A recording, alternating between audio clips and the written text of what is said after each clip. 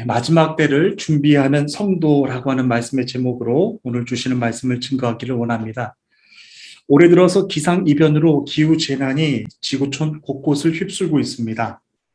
7월 22일자 인터넷신문 매일경제신문을 보게 되면요. 미국 서부 데스밸리 국립공원의 온도가 무려 56.7도까지 올랐고 독일 등 서유럽에서는 1000년 만에 폭우로 200명도 넘는 사람들이 목숨을 잃었다고 보고했습니다. 올해 초에는 사시사철 무더운 날씨로 유명한 아프리카 사하라 사막과 중동의 사우디아라비아까지 눈이 내리고 영하의 기온으로까지 떨어졌다고 했습니다. 우리가 살고 있는 터키도 기상이변으로 큰 재난을 겪고 있죠. 지난해 터키 서부 이즈미르 지역에서는 대지진이 일어났고 올해는 터키 남부 안탈리아에서 대형 산불이 발생해서 터키 81개 주 가운데 무려 53개 주 산림을 다 태웠습니다. 산불이 다 꺼지지도 않았는데 이번에는 터키 북부 지역에서 홍수와 산사태까지 일어났습니다. 사람들은 이런 재난들을 보면서 말세라고 말을 합니다. 하지만 말세라는 말은 제가 어렸을 때도 참 많이 들었던 말입니다. 제가 어렸을 때는요, 휴거라고 하는 말을 참 많이 했던 것 같습니다. 휴거라고 하는 개념은 19세기 미국의 근본주의자 신자들이 성경에 나오는 에녹과 엘리야와 같은 승천에 대한 기사를 인용해서 그 사례들을 문자적으로 조합해서 만든 해석입니다. 조합해서 만든 해석입니다. 휴거라고 하는 단어는 성경 어디에도 기록된 것이 없지만 휴거와 관련된 성경 구절이나 휴거 자체를 교리로 믿고 인정하는 사람들이 적지 않다라고 하는 것이 오늘날 현재의 상황입니다. 우리는 마지막 때에 대해서 어떻게 이 시대를 이해하고 살아가야 될까요? 그리고 어떻게 마지막 때를 준비해야 될까요? 저는 오늘 본문의 말씀을 통해서 하나님이 오늘 주시는 말씀을 전하기를 원합니다. 먼저 32절부터 34절까지 있는 말씀을 우리 슬라이드 화면을 통해서 다 함께 읽어주시겠습니다. 32절부터 34절까지입니다. 읽겠습니다. 시작. 무화과 나무의 비유를 배우라. 그 가지가 연하여 지고 잎사귀를 내면 여름이 가까이 온 줄 아나니 이와 같이 너희도 이 모든 일을 보거든 인자가 가까이 곧 문 앞에 이른 줄 알라. 내가 진실로 너희에게 말하노니 이 세대가 지나가기 전에 이 일이 다 일어나리라. 아멘. 마지막 날에 궁금해했던 것은 지금 이 시대의 사람들뿐만 아니라 예수님의 제자들도 마찬가지였습니다. 세상의 종말의 시기에 대해 묻는 제자들에게 예수님은 무화과 나무의 비유를 배우라고 하셨습니다. 무화과 나무는요, 이스라엘 지방에서 흔하게 볼 수 있는, 팔레스타인 땅에서 매우 흔하게 볼 수 있는 나무입니다. 무화과가 가지가 연하해지고 잎사귀를 내면 여름이 가까이 온 줄을 알듯이 종말이 가까이 올수록 그 나라가 대적하고 도처에 지진이 일어나며 기근이 심각해질 것이라고 경고하셨습니다. 그리고 종말의 때가 되면 거짓 그리스도와 거짓 선지자들이 출현하여 여기 있다 혹은 저기 있다 하고 심지어 기적과 이적을 보이기까지 하면서 믿는 자들까지도 미혹하는 일들이 생길 것이라고 말씀하셨습니다. 이런 일련의 징조들이 계속되면 주님이 가까이 오신 줄 알라고 말씀하셨습니다. 앞으로 더 큰 일이 지구촌 곳곳에 얼마나 더 일어날지는 모르겠지만 정작 이런 재난을 겪는 당사자, 우리의 입장이 되면 마지막 날에 대한 깨달음보다 그 두려움과 공포심이 너무나도 커서 슬픔에서 헤어나지 못하는 경우가 참 많이 있습니다. 그런데 예수님의 재림을 기다렸던 성도들은 징조들을 볼 때 주님의 재림이 임박했던 것으로 알게 된다라고 하는 것을 주님이 말씀해 주신 것입니다. 예수님의 제자들 그리고 예수님을 믿는 사람들은 이 말세를 살아가면서 그냥 두려워하면서 살지 않는다고 하는 것입니다. 마지막 때에 가까이 온 줄을 알고 그때를 준비하면서 살아간다고 말씀하셨습니다. 예수님은 이렇게 말씀하십니다. 이와 같이 너희도 이 모든 일을 보거든 인자가 가까이 곧 문 앞에 이른 줄 알라 라고 하셨습니다. 지금 주님이 어디에 계시는지요? 바로 문 앞에 계십니다. 우리 문 앞에 계십니다. 문 앞에 계시는데 문을 열기만 하면 주님이 우리 마음 안으로 들어오십니다. 그런데 이것을 거절하면 주님은 심판의 문 앞에서 기다리실 것입니다. 예수님은 이렇게 말씀하셨습니다. 이 세대가 다 지나가기 전에 이 일이 다 이루어질 것이라고 하셨습니다. 세상의 마지막 날에 관해 말씀하시던 중에 이 말씀을 하셔서 믿음의 사람들이 잘못 오해할 수도 있습니다. 왜냐하면 예수님은 이 세대가 다 지나가기 전에 이 일이 이루어질 것이라고 하셨는데 예수님이 말씀하신 이후로 무려 2000년의 시간이 지났는데도 아직도 주님이 오시지 않고 있기 때문입니다. 그래서 예수님이 하신 이 말씀은 주후 70년에 예루살렘 성전이 로마에 의해서 멸망당할 것이라고 하신 말씀으로 해석해 볼 수 있습니다. 예수님이 이 말씀을 하시고 40여 년이 지난 후에 실제로 예루살렘 성전이 멸망됐기 때문입니다. 예수님이 세상의 마지막 날에 대해서 하신 말씀 중에 마태가 이 말씀을 굳이 넣은 이유가 무엇이었을까요? 예수님이 예언하셨던 것처럼 예루살렘 성전의 멸망을 예언하셨던 것처럼 주님의 재림도 반드시 올 것이니 사랑하는 주의 성도들에게 반드시 기억하고 깨어있으라고 말씀을 전하는 것입니다. 어떤 이들은 이 세대가 다 지나갔는데도 주님의 재림이 없다고 하면서 주님의 재림은 일어나지 않을 거야 라고 하는 사람들이 많습니다. 마지막 날의 믿음을 끝까지 지키지 못하고 주님이 다시 오실 재림 소망을 포기하는 사람들입니다. 우리 계속해서 본문에서 말씀을 함께 나누기를 원하는데요. 35절과 36절에 있는 말씀을 다 함께 읽겠습니다. 시작. 천지는 없어질지언정 내 말은 없어지지 아니하리라. 그러나 그 날과 그때는 아무도 모르나니 하늘의 천사들도 아들도 모르고 오직 아버지만 아시느니라. 아멘. 예수님은 마지막 날에 믿음을 끝까지 지키지 못하고 다시 오실 주님을 포기해버리는 사람들에게 이와 같은 말씀을 하셨습니다. 천지는 없어질지언정 내 말은 없어지지 아니할 것이라고 하셨습니다. 여러분, 이것은 무엇을 뜻하는 것일까요? 천지에 이런 엄청난 기후재난들이 나타난다고 할지라도요, 주님이 하신 말씀은 결코 없어지지 않는다라고 하신 말씀입니다. 왜냐하면 하나님의 말씀으로 이 땅을 창조하셨고 하나님의 말씀으로 이 땅을 치리하시고 통치하고 계십니다. 이 땅이 다 없어진다고 하더라도 하나님의 말씀은 영원토록 유효하다라고 하는 말씀을 전하신 것입니다. 지금과 같이 세계 기후변화들이 나타나고 질병과 전쟁이 일어나서 하늘과 땅이 없어질지언정 다시 오신다고 하신 약속의 말씀은 절대로 사라지거나 취소되는 법이 아니라 이루어질 것이라고 하신 말씀입니다. 사도 베드로가 자신이 순교를 얼마 남지 않고 않은 시기에 기록한 것이 바로 베드로 후서 말씀입니다. 베드로 후서 3장 8절부터 10절까지 기록된 말씀인데요. 사랑하는 자들아, 주께는 하루가 천년 같고 천년이 하루 같은 이 한 가지를 잊지 마라. 주의 약속은 어떤 이에 더디다고 생각하는 것 같이 더딘 것이 아니라 오직 너희를 대하여 오래 참으사 아무도 멸망치 않고 다 회개하기를 이르기를 원하느니라. 그러나 주의 날이 도적같이 임하느니라 라고 말씀하셨습니다. 사도 베드로가 자기가 마지막 때가 임한 줄 알고서 사랑하는 성도들을 위해서 이 말씀을 기록한 것입니다. 베드로는 성도들이 주님이 오시는 그날까지 믿음을 끝까지 지키라고 당부한 말씀입니다. 그렇습니다.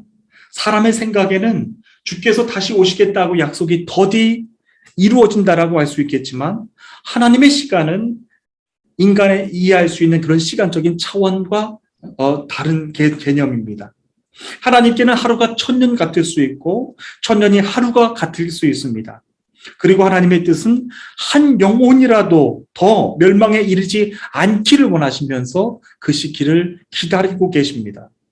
회개하여 돌아오기를 바라고 오래 참고 계십니다. 하지만 주님이 오시는 그날은 도적같이 임한다라고 말씀하셨어요. 오래 참고 그들을 기다리고 계시지만 주님이 오시는 그날은 도적같이 임한다고 하셨습니다.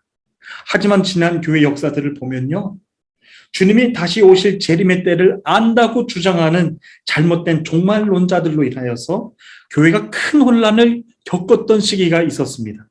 주님의 말씀을 잘못 이해했던 교회 성도들 가운데 실제로 이단으로 넘어간 사람들이 많았습니다. 그리고 지금도 많습니다. 참으로 가슴 아픈 일이지만 이런 일들은 지금도 계속 일어나고 있고 하나님의 말씀을 잘못 오해해서 그리고 잘못 해석해서 이단으로 넘어가는 이단으로 멸망해가는 사람들이 참 많다라고 하는 것입니다. 예수님이 다시 오실 재림 날짜를 한다고 주장하는 이단들로 인하여서 지금 교회들은 큰 혼란을 겪고 있습니다. 이런 잘못된 종말 신앙에 넘어가지 않도록 예수님은 이렇게 말씀하신 것입니다. 그날과 그때는 아무도 모르나니 하늘의 천사도 아들도 모르고 오직 아버지만 아시느니라 라고 주님이 말씀하셨습니다. 마지막 날에 성도들의 신앙을 무너뜨리려고 하는 이단들의 유혹이 얼마나 집요하고 강한지 모릅니다. 예수님이 말씀하시기를 그날과 그때는 모른다고 하셨으니까 종말이 오는 연도는 알 수 있다라고 하면서 사람들을 유혹하는 이단들도 참 많습니다. 여러분 웃은 것 같지만요. 실제입니다. 정말로 깨어서 우리가 준비해야 됩니다. 그날과 그때를 모르니 언제 종말이 일어날지 그 연도는 알 수 있다라고 전하는 이단들이 참 많습니다. 하지만 주님이 말씀하신 의미는요. 절대로 그런 뜻이 아닙니다. 결코 알 수 없다는 말씀입니다. 심지어 천사들뿐만 아니라 하나님의 아들 예수 그리스도도 알 수 없다고 하셨습니다. 이 일을 아버지 하나님의 고난에 전적으로 위임하셨기 때문이죠. 그런데도 주님이 언제 다시 오실는지 그 날짜가 언제인지 안다고 주장한다면 한 가지 우리가 분명히 알아야 됩니다. 그 주장하는 사람은 거짓 선지자요, 거짓 교사라고 그리고 탐욕으로 인해서 사람들을 미혹으로 넘어가게 하는 거짓 선지자, 선동자임을 우리가 알아야 됩니다. 그렇다면 예수님이 제자들에게 그날과 그때를 알려주시지 않은 이유가 무엇이었을까요? 예수님을 믿는 성도들이 미래에 대한 두려움이나 영적인 게으름에 빠지지 않기 위해서 그렇게 말씀하셨습니다. 사람의 생각에는요, 미래를 미리 알면 미리 대처할 수 있을 것 같습니다. 얼마나 좋을까 생각을 합니다. 하지만 실상은 그렇지가 못합니다. 생각해 보시기를 바랍니다. 언제 주님이 다시 오실는지 날짜를 알게 되면 모든 숙명론자나 운명론자가 되어서 아무것도 하지 않고 그 날만 계산하면서 살 것입니다. 사업도, 직장도, 학업도, 가정생활도 다 문란하고 방탕하게 살 것입니다. 아니면 인생을 실컷 즐기다가 그날이 되면 회개하면 되지라고 하면서 하나님께 눈치 보는 신앙을 갖게 될 것입니다. 여러분, 하나님께 눈치 보는 신앙이 하나님 앞에 얼마나 가증한 것임을 우리는 알아야 됩니다. 이렇게 하면 하나님은 기뻐하시겠지. 이렇게 하면 하나님은 복 주시겠지. 이렇게 하면 하나님은 우리를 안전하게 지켜주시겠지. 그러나 하나님은 우리들의 모든 생각과 마음의 중심을 알고 계십니다. 왜 주님은 그날과 그때를 가르쳐 주시지 않으셨던 것일까요? 마지막 날 때까지 사랑하는 주의 제자들이, 성도들이 깨어서 그날을 준비하고 있기를 바라셨기 때문입니다. 그래서 하나님은 그날을 알 수 없게 하셨습니다. 성도들로 하여금 오늘 하나님만을 의지하면서 살도록 하기 위해서 그렇게 하셨습니다. 언제 주님이 오실지 우리는 알지 못합니다. 그래서 장래일을 하나님께 온전히 맡기며 오늘의 최선을 다하며 살아가야 됩니다. 오직 하나님을 신뢰하며 믿음으로 살라고 하신 말씀입니다. 그런데 교회 안에 더 큰 문제는요, 이단들의 잘못된 종말 신학으로 인하여서 성도들이 이제는 아예 종말에 대한 말씀은 듣지도 않는다는데 더 큰 문제가 생겼습니다. 거부 반응을 보입니다. 심지어 교회 안에서도요, 종말에 대한 말씀을 전하면 아주 이상한 사람으로 여깁니다. 그래서 말씀을 전하는 자나 듣는 자도 점점 종말에 대한 신앙, 종말에 대한 믿음에 점점 더 무관심하게 만들어지게 됩니다. 마지막 날에 교회와 성도들의 믿음을 무너뜨리려고 하는 사탄의 절묘한 전략이 성공한 셈인 것입니다. 그래서 믿음의 성도들 중에는요, 주님의 재림에 대해서 전혀 생각하지 않고 교회 생활만 성실하게 하는 사람들도 적지 않습니다. 세상이 이렇게 아무리 경고를 주고 있어도 마치 세상이 영원히 끝나지 않을 것처럼 교회 생활만 성실하게 합니다. 그러나 그렇지 않습니다. 교회 생활은 성실히 해야 되는 것이지만 주님은 성도들이 마지막 때 깨어있기를 원하십니다. 우리 계속해서 37절부터 39절까지 있는 말씀을 다 함께 읽도록 하겠습니다. 37절부터 39절까지 있는 말씀입니다. 시작. 노아의 때와 같이 인자의 임함도 그러하리라. 홍수 전에 노아가 방주에 들어가던 날까지 사람들이 먹고 마시고 장가들고 시집가고 있으면서 홍수가 나서 그들을 다 멸하기까지 깨닫지 못하였으니 인자의 임함도 이와 같으리라. 아멘. 예수님은 마지막 때를 살아가는 성도들에게 노아의 때를 기억하라고 말씀하십니다. 하나님은 노아에게 방주를 짓게 함으로써 그 시대 사람들에게 홍수 심판이 있을 것이라고 경고하셨습니다. 무려 120년 동안 그렇게 경고하셨습니다. 그런데도 사람들은 홍수 심판에 대해서 전혀 믿지도 않았고 관심조차 갖지도 않았습니다. 오히려 햇빛이 쨍쨍함에도 산 정상 위에 방주를 짓고 있는 노아를 비웃고 비웃었습니다. 그리고 노아가 방주에 들어가던 날까지 사람들은 먹고 마시고 장가들고 시집갔습니다. 여기서 우리는 이 구절을 잘못 오해할 수도 있습니다. 예수님은 먹고 마시고 장가가고 시집가는 것이 잘못된 일이라고 말씀하신 것은 절대로 아닙니다. 노아가 그의 가족도 당연히 먹고 마시고 시집가고 장가가고 했습니다. 그렇게 다른 사람들처럼 일상생활을 다 했지요. 그런데 노아의 가족들이 다른 사람들과 다른 주변 사람들과 달랐던 것은 거기에만 정신을 몰두한 나머지 심판에 대해 무관심하거나 무시하지 않았다는 것입니다. 하나님이 말씀하신 홍수 심판을 준비하면서 무려 120년의 시간을 기다려왔습니다. 믿는 자의 삶은 그때와 지금도 다른 것이 없습니다. 하나님을 믿는다고 해서 결혼하지 말라라고 하시는 뜻이 아닙니다. 우리도 세상 사람들처럼 먹고 마시고 시집가고 장가갈 수 있습니다. 그리고 먹고 사고 팔고 집을 짓습니다. 한눈을 팔아서 곁길로 빠졌다가도 얼른 다시 하나님의 길로 돌아옵니다. 새 속에 물들어서 깊은 영적 잠에 빠지기도 했다가 다시 믿음의 사람들은 다시 구원의 길, 진리의 길로 돌아서게 됩니다. 왜냐하면 하나님이 그렇게 말씀하셨기 때문입니다. 우리도 세상 사람들과 똑같이 세상 속에서 섞여서 살아갑니다. 그러나 정말 기억하시기를 바랍니다. 세상 사람들과 똑같이 시집가고 장가가고 똑같이 먹고 즐길지라도 이 시대에 깨어 마지막 때를 준비해야 된다라고 하는 것입니다. 그러므로 우리 그리스도인들의 삶은 본질적으로 마지막 때를 준비하는 종말론적인 신앙을 가질 수밖에 없습니다. 하지만 세상 사람들은 그렇지 않습니다. 주님이 오실 것을 전혀 생각하지도 못하고 살아갑니다. 그리고 이는 비단 세상 사람들만 말씀하시는 것은 아닙니다. 데살로니가전서 5장 3절에 기록된 말씀입니다. 그들이 평안하다, 안전하다 할 때에 임신한 여자에게 해산의 고통이 이름과 같이 멸망이 갑자기 저희에게 일어나니 결단코 피하지 못하리라 라고 말씀하셨습니다. 사람들은 주님의 더디 오심을 그렇게 여유롭게 생각했지만 사실 준비하지 않고 하는 사람들에게 멸망이 임한다라고 주님은 경고하신 메시지입니다. 지난달 7월 28일 안탈리아주에서 대형 산불이 발생했습니다. 저는 이번 산불로 큰 피해를 본 물라주 산불이 난 현장을 다녀왔는데요.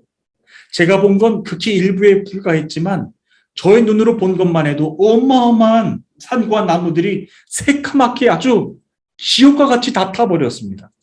사방이 산과 나무로 둘러싸여 있었는지 체감하는 기온이 너무너무 뜨겁게 느껴졌습니다. 그런데 마을 주민들은 소방 비행기가 연신 불을 끄고 연신 소방차가 왔다 갔다 하는데도 불구하고 사람들은 대피할 생각을 하지 못했습니다. 그냥 연기가 꺼지겠지라고 하면서 그냥 머물고 있는 것을 봤습니다. 저는 그 사람들에게 가서 뒤에서 연기가 난다고, 불이 다시 시작됐다고, 빨리 대피하시라고 일일이 찾아가서 말해주고 싶었습니다. 그런데 산 언덕 깊은 곳에 있는 집들을 일일이 찾아가서 알릴 수가 없었습니다. 저희는 연기와 불꽃이 조금 더 심각해지고 심해지는 것을 보고서 그곳을 서둘러서 떠났습니다. 혹시 상황이 어떻게 됐을까 해서 저녁에 뉴스를 틀어봤습니다. 그때 상황을 영상으로 잠깐만 보시겠는데요. 한번 보시겠습니다. IHA 아나돌로 뉴스에서 제가 캡처한 영상인데요. 30초 분량의 영상입니다. 지금 나오나요?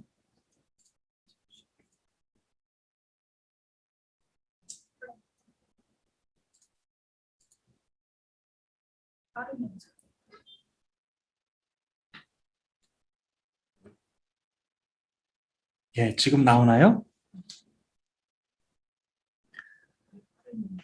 예, 저희는 이 지역의 똑같은 위치에서, 공교롭게도 제가 봤던 눈의 시선과 똑같은 위치에서 이 영상을 찍었더라고요. 보니까 처음에는 연기가 났을 때는 사람들이 다 가만히 있습니다. 연기가 나고 불꽃이 나고 하늘에서 소방헬기가 왔다 갔다 하는데도 불구하고 사람들은 그냥 가만히 있습니다. 얼마나 다급했는지 제가 그 마을 사람들을 보면서 사람들이여 얼른 어서 빨리 피하시오 라고 하면서 대피하고 싶었습니다. 그런데 삽시간에 2시간, 3시간, 4시간 만에 저 마을이 다 타버렸습니다. 제가 저녁 때 그 영상을 보고서 얼마나 놀랐는지 모릅니다. 이제는 또 다른 지역으로 또 가봤는데요.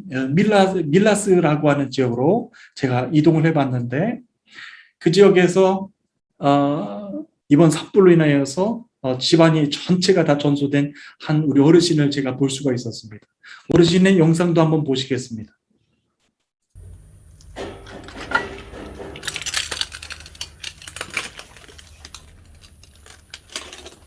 지금 나오나요?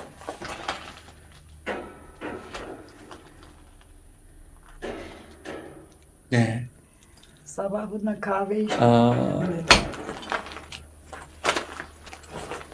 이분이 목격담을 말씀해 주시는데요.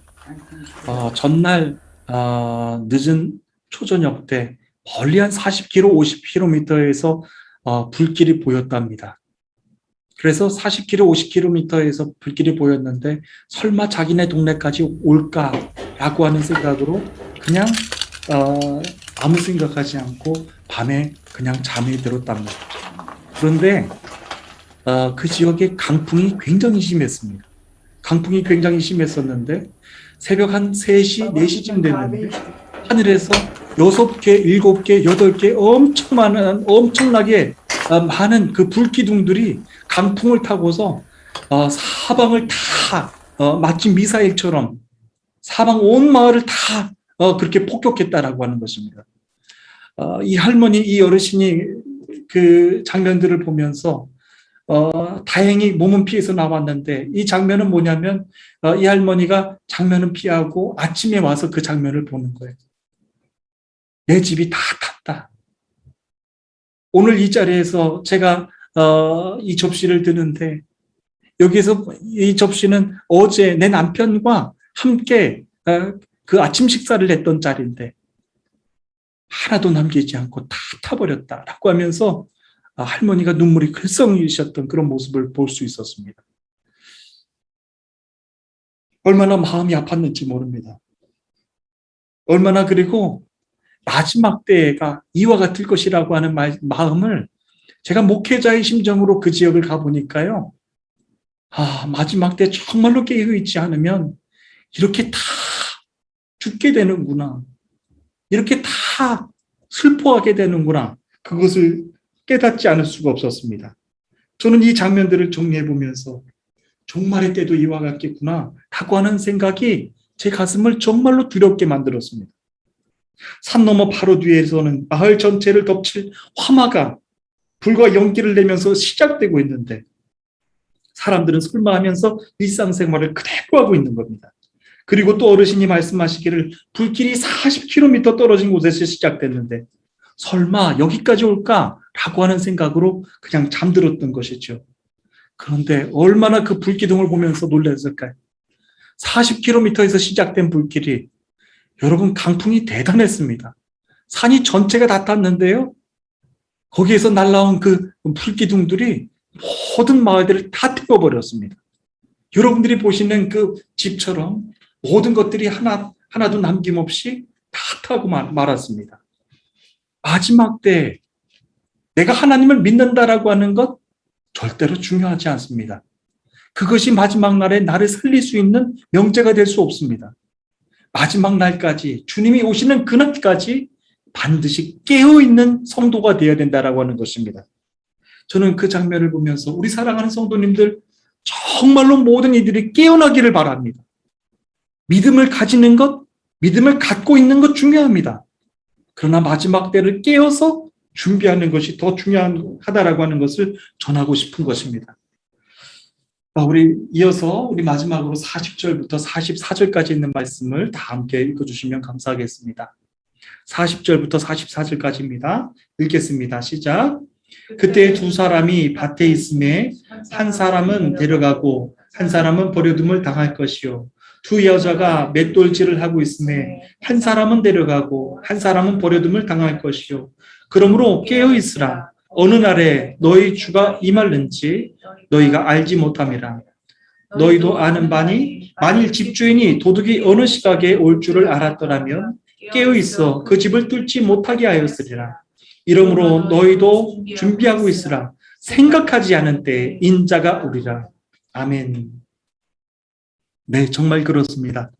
세상에 빠져서 주님이 오실 날을 깨어서 기다리지 못하는 성도, 그리고 세상 사람들은 황망한 가운데 주님을 맞게 될 것입니다. 날마다 함께 밭에 나가 일하던 일꾼들 둘 중 하나는 데려감을 당하고 하나는 버려둠을 당한다라고 분명히 경고하셨습니다. 한방에서 맷돌질을 하던 두 여인 중 하나는 데려가고 하나는 버려둠을 당할 것이라고 말씀하셨습니다. 밭에서 일하고 있는 중에 또 맷돌질을 하고 있는 중에 하나는 데려가고 하나는 버려둠을 당한다라고 말씀하셨습니다. 여러분, 이것은 무엇을 뜻하는 말씀일까요? 우리의 평범한 일상생활 중에서 불현듯 갑자기 찾아오는 심판의 돌발성입니다. 오늘도 이렇게 여유롭게 우리는 안전하게 살아가는 것 같지만 심판은 우리의 일상 속에서 돌발적으로 임한다라고 하는 것입니다. 그리고 두 사람이 아주 친한 친구일 수도 있고 형제나 자매일 수도 있지만 더 이상 함께 할 수 없다라고 하는 것이 결론입니다. 완전히 갈라집니다. 이것은 심판의 엄격성입니다. 부모와 자식이 갈라질 수도 있고 형제와 형제가 갈라질 수도 있고 성도와 성도가 갈라질 수도 있고 목회자와 목회자가 갈라질 수도 있습니다. 심판의 엄격성을 말씀하신 것입니다. 일단 심판이 임하면 그때는 후회하고 반성해도 소용이 없습니다. 우리는 부자와 거지 나사로의 비유를 잘 알고 있습니다. 거지 나사로는 죽어서 아브라함의 품에 안겼고 부자는 음부의 지옥에서 고통을 당하고 있었습니다. 불꽃 가운데 고통받던 부자는 너무 목마른 나머지 아브라함에게 이렇게 부탁을 합니다. 나사로의 손가락 끝에 물을 찍어 자기 혀를 서늘하게 해달라고 애원합니다. 그런데 나사로와 부자 사이에 큰 구렁이 있어서 서로 오갈 수 없다라고 거절을 당했습니다. 심판이 엄격하고 위험한 것이 바로 여기에 있습니다. 영적으로 깨어있을 때 우리는 분별력을 가질 수 있습니다. 선악을 분별할 수 있습니다. 죄를 분별할 수 있습니다. 이것은 마치 영적인 비단에 끌림을 받는 사람들과 또 마찬가지입니다. 인도함을 받고 진리의 실체이신 주님께 가까이 나아갈수록 우리는 길을 잃거나 방황하는 일을 경험하지 않습니다. 어둠의 일을 생각하거나 도모하지도 않습니다. 영적으로 민감해서 성령님의 인도하심을 놓치지도 않습니다. 그리고 무엇보다도 주님의 재림의 때를 놓치지 않습니다. 기쁨 가운데 주님을 맞이하게 될 것이라고 하신 말씀입니다. 여러분, 마지막 때가 다 혼탁하고 다 방탕한 것 같다고 하더라도요, 둘 중에 하나는 데려간다라고 하시는 말씀은 이 시대 가운데 깨어있는 성도들이 곧 있다라고 말씀하시는 말씀입니다. 옆에 있는 성도들이 그러는데, 옆에 있는 교회가 그러는데 그것은 통할 일이 아니라고 하는 말씀입니다. 예수님은 무화과 나무의 비유를 통해서 배우라고 말씀하셨습니다. 가지가 연하여지고 잎사귀를 내면 여름이 가까이 온 줄을 아나니 이 모든 일을 보거든 인자가 가까이 곧 눈앞에 이른 줄 알라고 하셨습니다. 주님이 오실 그때와 시는 아무도 모릅니다. 하나님의 아들 예수 그리스도까지도 모르십니다. 그러므로 믿음은 가지고 있는 것 절대로 중요한 것 아닙니다. 지금 이 순간에도 깨어 있는 것이 중요합니다. 우리 모든 주님의 성도들이 마지막 때 모두 주님을 뵙고 찬양하며 예배하는 그 자리에서 함께하기를 저는 간절히 소원합니다. 한 주간 동안의 모든 계획과 삶도 영적으로 깨어서 선과 악을 분별하십시다. 그리고 죄와 구원의 길을 구별하며 승리하시는 저와 여러분 되시기를 간절히 소원합니다. 승리케 하시는 주님이 여러분들과 함께하여 주실 줄로 믿습니다. 우리 다 함께 기도하시겠습니다.